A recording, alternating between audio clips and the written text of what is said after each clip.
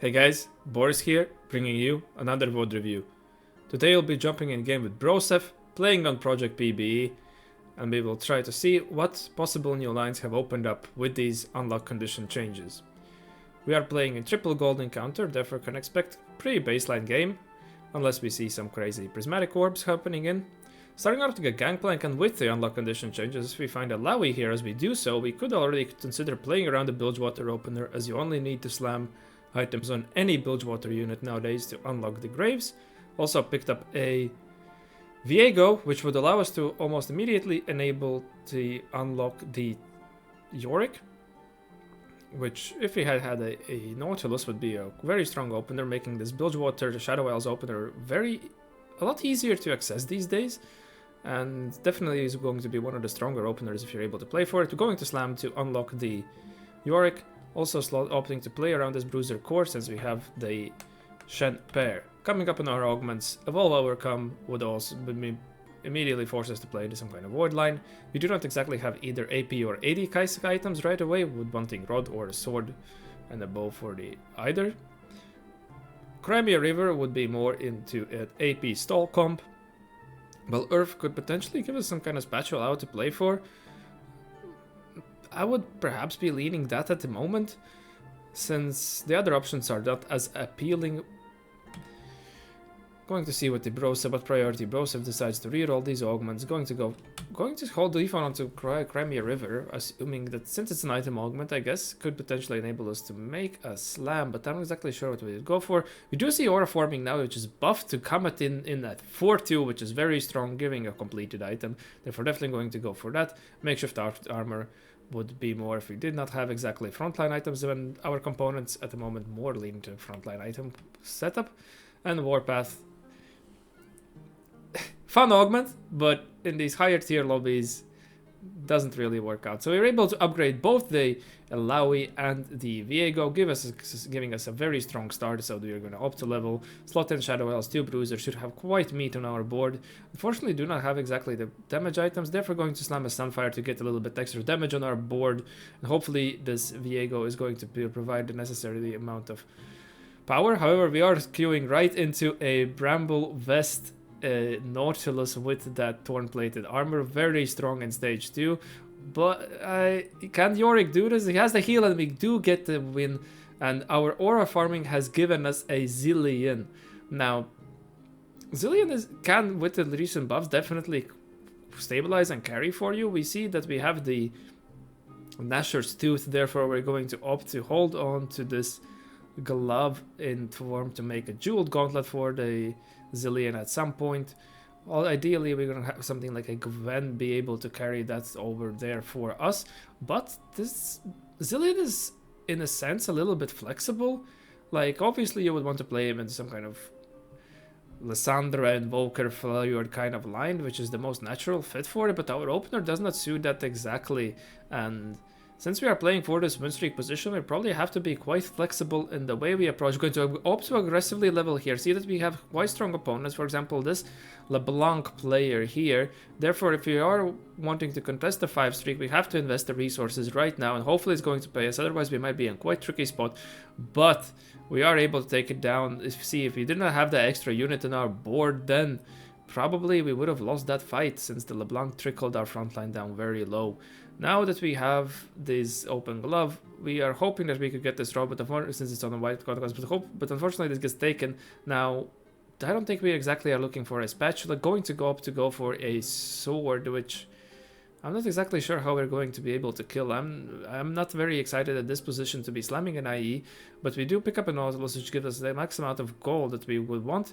Also able to drop this, we're going to value this Nautilus as a higher tier tank than the Ilawi, and hopefully we're able to make 10 off here by just simply selling the Shen if we win this fight, and shouldn't have a problem here from the double trouble player. Now, the general Mordog's philosophy has been that the 1-star 3 cost should be stronger than upgraded 1 cost in stage 2 due to the accessibility. But that has not always been the case. You have to be very diligent in these kind of situations. However, here, Broseph, since we had the Yorick to pair with, just simply having 3 Warden would have been a stronger option. Now we are going to run the Bilgewater core, which is not exactly our strongest board. We scouted, we saw that we should not have a problems going up against an Ishtal player with the Bard and the Recon augment. Therefore, even with an augment down, we have managed to 5 streak by very well recognizing. Obviously, upgraded those 2 units, but we didn't even heal onto them, all of them. So you can see the progressive ways to make your board stronger. We do high roll a MF here, which could potentially lead us to play into more of this Bilgewater, generate some extra resources. And we have 5 Bilgewater, but I doubt that we're going to be tagging that in right away, as that would pretty much nuke our board strength a little too much. Going to make 20 here with a 5 streak, that's quite fine for us, and hopefully these Bilgewater shops are going to rebound our resources a little bit more. Also, you can see we have the graves unlocked from the items on the Nautilus now. In terms of our components, we could slam a Visage and then have a GS open, then if we are playing around Zillion, yeah, the Void Staff here is going to be better, and he's going to opt to slam the Stairs Gauge as a potential tank item or damage item on the Viego, since he is a hybrid carry right now. Could also signal potentially that we are considering playing around something like a Volibear in the later stages of the game, some kind of a melee carry. But managed to close out here on the 6th streak, another aura farming player playing that Ishtal for those extra resources to spike on their cash out. Coming up, we currently are on a streak, so potentially anything that could enable us to streak strong even more could allow us. Solo plate would not be as strong anymore. It's better obviously in stage 2 if you have the upgraded tank and an extra item to pair with, but right now to already start griefing our positioning in the late game would definitely do so. Crashless dummies would be a potential augment, but I would perhaps be wanting some kind of stronger item augment at the moment. Otherwise, we just probably have to default 21 gold with the gold, and not too excited for that. Or could you consider Crashless dummies as potential? The exclusive customization definitely gives us that option to be able to get a little bit of recon and get the item on Heroic Grab Bag if we had some form of tempo play, but I don't. We would have to invest fully into this 2-star Nautilus to do so. And is that going to be enough? I think we would be lacking some form of damage at the moment. Mess Hall, but again, being a stall comp, something like a Kaisa or Yunara board, but we are playing around a Zillion. We have to keep them out, that is our main direction. Going to use the Bilgewater shop to farm the upgraded Totem TF and exclusive customization on the tank just to complete the 3 items, as we have a spare damage component and we have that Nosher's Tooth. We know that coming in. Just gonna sort out our tank items here. Double trouble Malzahar player there, and we are able to pick up a win. Therefore, completing here a 7 streak is definitely put our recon in a very good situation to go off. Again, you might see that this might have been a little bit of a high roll start, but you can see how he's able to use his shops to be able to secure the streak. And again, we see an aggressive level coming in, meaning even though you're just hitting some units, doesn't mean that you can just AFK and be like, yeah, hey, I got my 5 streak. You have to be very aware of what your shops are offering, what the lobby tempo is, and where you need to aggressively level. And we do break our streak here. 720 is a little bit on lower side, but it's fine. And we also have these unlocks coming in. We can unlock a Kalista in this form.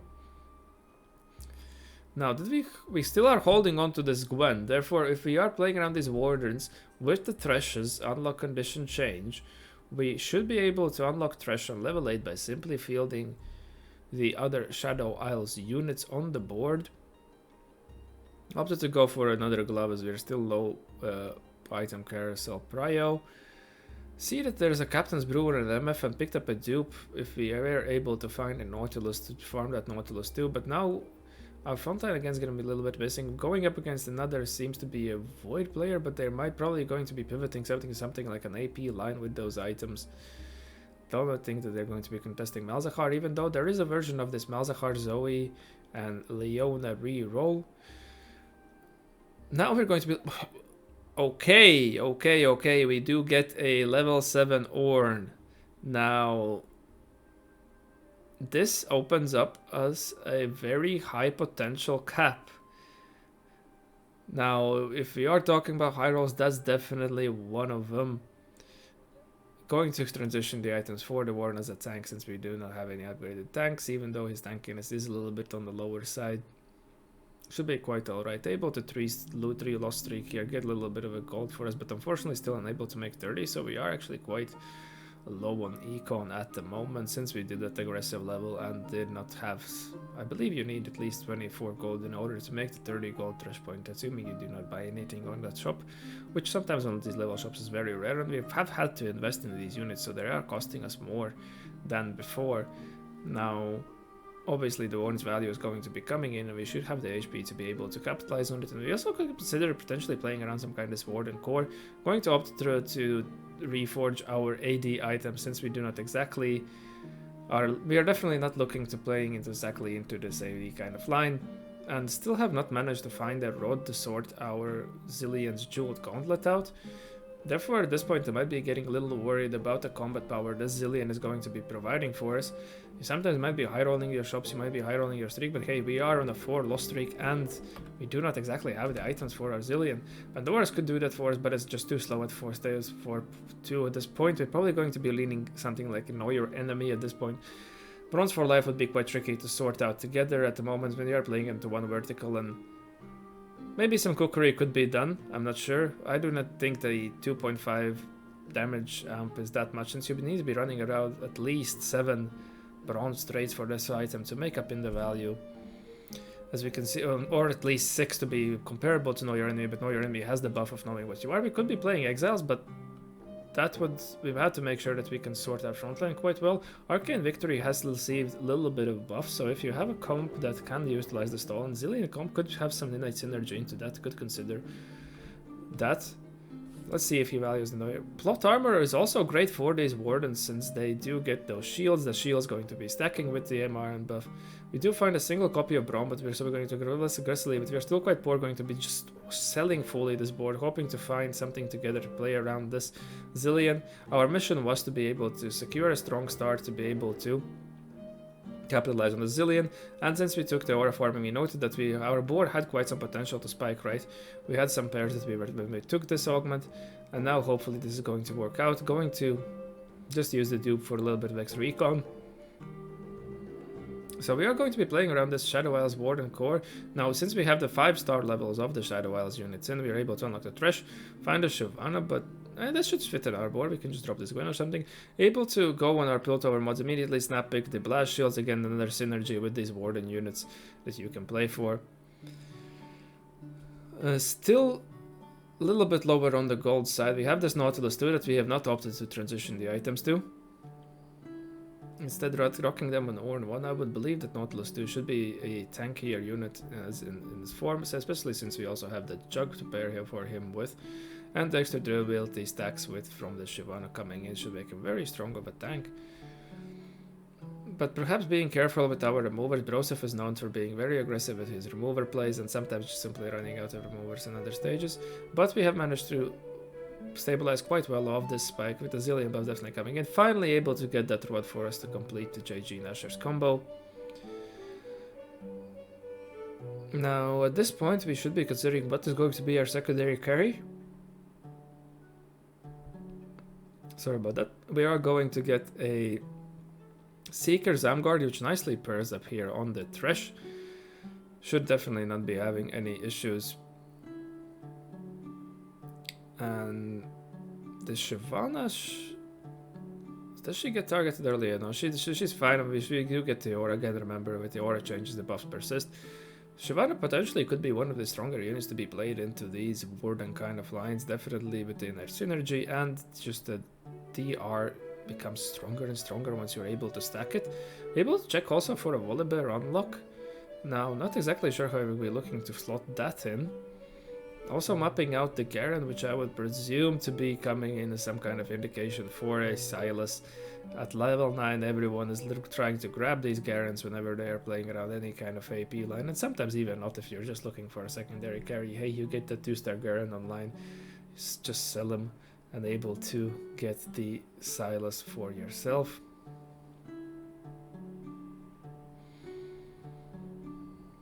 Now, are we looking to unlock an Orianna here?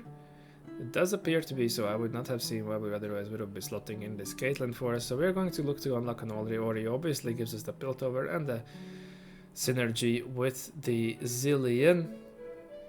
Potentially could also transition the Void Staff to her. Our item components. So we're going to go for trash items. Just getting a full AP trash online, and obviously, actually, this is quite strong Silas item components. Again, this is why we'll be probably looking to make this, looking for this Silas. The Gunblades being extremely strong on him, and the Seeker Zamguard obviously very strong of a Silas item. Did not know that myself right away, so it's nice to see getting to use the Zillion to buff to get ourselves to level 9 here with a little bit of a gold to be able to roll. Not sure if we're going to be opting the slot in this here. Now able to pick up some of the pairs for our 5 costs now. We should also be unlocking with the Targon slot, and we should be unlocking a Rise here, because that only requires 3 regions in level 9 at the moment. Very easy to unlock on most kind of boards. Up against the Noxus Bell player with an Invoker Emblem is going to be quite strong, especially if they build. I believe they already have cashed out a single Radiant item on their side. So if they're farming for another, that's going to be very strong. Or coming in with a second print for us, giving us that RFC.